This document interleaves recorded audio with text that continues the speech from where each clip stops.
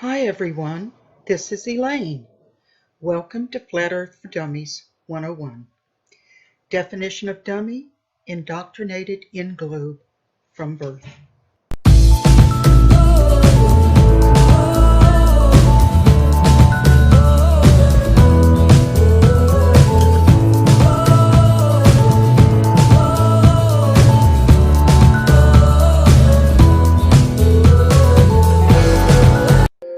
A spinning globe is only true in fairy tales.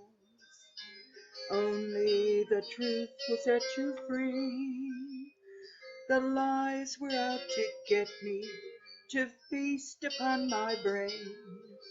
Freemasonic wormholes were to blame. Then I saw the way. Now I'm a flat earther. There is no curve, no globe in my mind. The earth is flat. We're the believers, don't eat the deceivers, those who lie. NASA and modern astronomy maintain that the moon is a solid, spherical, Earth-like habitation which man has actually flown to and set foot on.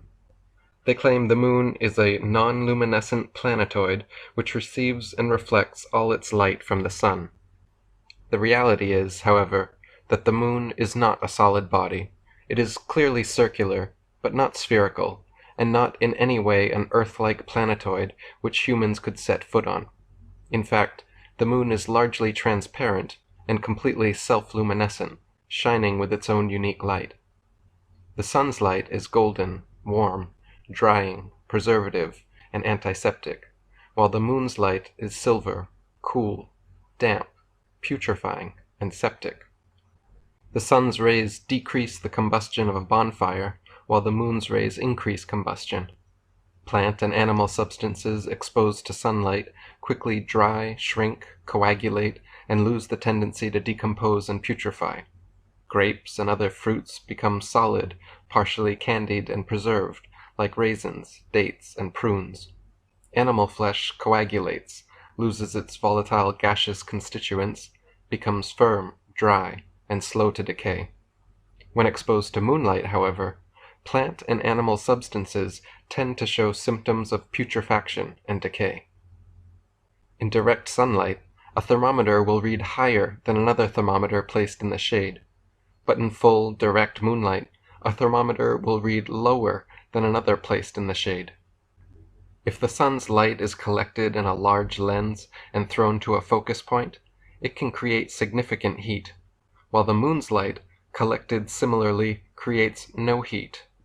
In the Lancet Medical Journal from March 14, 1856, particulars are given of several experiments which proved the moon's rays, when concentrated, can actually reduce the temperature upon a thermometer more than 8 degrees. Dr. Samuel Robotham wrote, "The sun's light, when concentrated by a number of plane or concave mirrors, throwing the light to the same point, or by a large burning lens, produces a black or non-luminous focus, in which the heat is so intense that metallic and alkaline substances are quickly fused, earthy and mineral compounds almost immediately vitrified, and all animal and vegetable structures in a few seconds decomposed, burned up, and destroyed.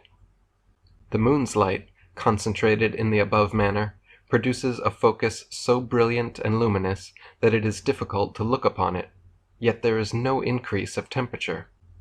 In the focus of sunlight there is great heat, but no light. In that of the moon's light there is great light, but no heat." David Wardlaw Scott wrote, "Light which is reflected must necessarily be of the same character as that which causes the reflection. But the light of the moon is altogether different from the light of the sun. Therefore the light of the moon is not reflected from the sun. The sun's light is red and hot, the moon's pale and cold. I have myself long thought that the light of the moon is electric, but, be that as it may, even a board school child can perceive that its light is totally unlike that of the sun. So sunlight and moonlight clearly have altogether different properties, and furthermore, the moon itself cannot physically be both a spherical body and a reflector of the sun's light. Reflectors must be flat or concave for the light rays to have any angle of incidence. If a reflector's surface is convex, then every ray of light points in a direct line with the radius perpendicular to the surface, resulting in no reflection. Dr. Samuel Rowbotham wrote, "Again, if the moon is a sphere, which it is declared to be, how can its surface reflect the light of the sun? If her surface was a mass of polished silver, it could not reflect from more than a mere point. Let a silvered glass ball or globe of considerable size be held before a lamp or fire of any magnitude, and it will be seen that instead of the whole surface reflecting light, there will be a very small portion only illuminated. But the moon's whole surface is brilliantly illuminated, a condition or effect utterly impossible if it be spherical." The Bible also attests that the moon is self-luminescent and not a mere reflector of sunlight in Genesis 1:16, where it states that God made two great luminaries, the greater luminary to rule the day, and the lesser luminary to rule the night. Not only is the moon clearly self-luminescent, shining its own unique light, but it is also largely transparent. NASA photoshoppers claim the moon is a dark, spherical planetoid, yet with our own eyes, or through a telescope, we can see it is actually a bright, circular, semi-transparent luminary. On a clear night, during a waxing or waning cycle, it is even possible to occasionally see stars and planets directly through the surface of the moon. On March 7, 1794, 4 astronomers, 3 in Norwich, 1 in London, wrote in the Philosophical Transactions of the Royal Astronomical Society that they, quote, "saw a star in the dark part of the moon, which had not then attained the first quadrature, and from the representations which are given, the star must have appeared very far advanced upon the disk." Sir James South of the Royal Observatory in Kensington wrote a letter to the Times newspaper, April 7, 1848, that, quote, "on the 15th of March, 1848, when the moon was 7½ days old, I never saw her unillumined disk so beautifully. On my first looking into the telescope, a star of about the 7th magnitude was some minutes of a degree distant from the moon's dark limb. I saw that its occultation by the moon was inevitable. The star, instead of disappearing the moment the moon's edge came into contact with it, apparently glided on the moon's dark face, as if it had been seen through a transparent moon, or as if a star were between me and the moon. I have seen a similar apparent projection several times," Dr. Samuel Rowbotham wrote. "During a partial solar eclipse, the sun's outline has many times been seen through the body of the moon. But those who have been taught to believe that the moon is a solid, opaque sphere are ever ready with explanations, often of the most inconsistent character, rather than acknowledge the simple fact of semi-transparency. Not only has this been proved by the visibility of the sun's outline through segments, and sometimes the very center of the moon, but often, at new moon, the outline of the whole, and even the several shades of light on the opposite and illuminated part, have been distinctly seen. In other words, we are often able to see through the dark side of the moon's body to light on the other side. The image of stars occulting the moon has long been a prevalent and meaningful picture.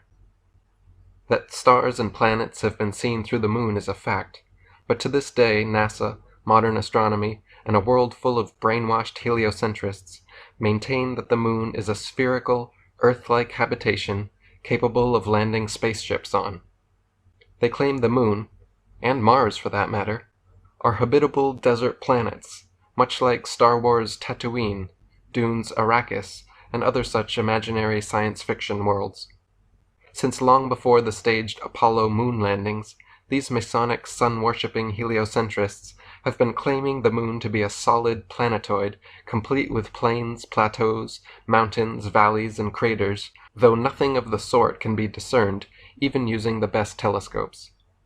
Dr. Samuel Rowbotham wrote, "Astronomers have indulged in imagination to such a degree that the moon is now considered to be a solid, opaque, spherical world, having mountains, valleys, lakes or seas, volcanic craters, and other conditions analogous to the surface of the earth. So far has this fancy been carried that the whole visible disk has been mapped out, and special names given to its various peculiarities, as though they had been carefully observed and actually measured by a party of terrestrial ordnance surveyors. All this has been done in direct opposition to the fact that whoever, for the first time, and without previous bias of mind, looks at the moon's surface through a powerful telescope, is puzzled to say what it is really like, or how to compare it with anything known to him. The comparison which may be made will depend upon the state of mind of the observer. That persons may fancy that the moon's surface is broken up into hills and valleys, and other conditions such as are found on earth, but that anything really similar to the surface of our own world is anywhere visible upon the moon is altogether fallacious.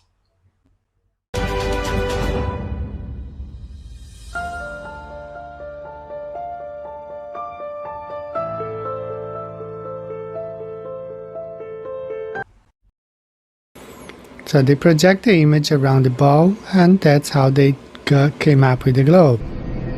You want answers? I think I'm entitled. You want answers? I want the truth! You can't handle the truth! That's why it's so hard to convince you you've been fooled.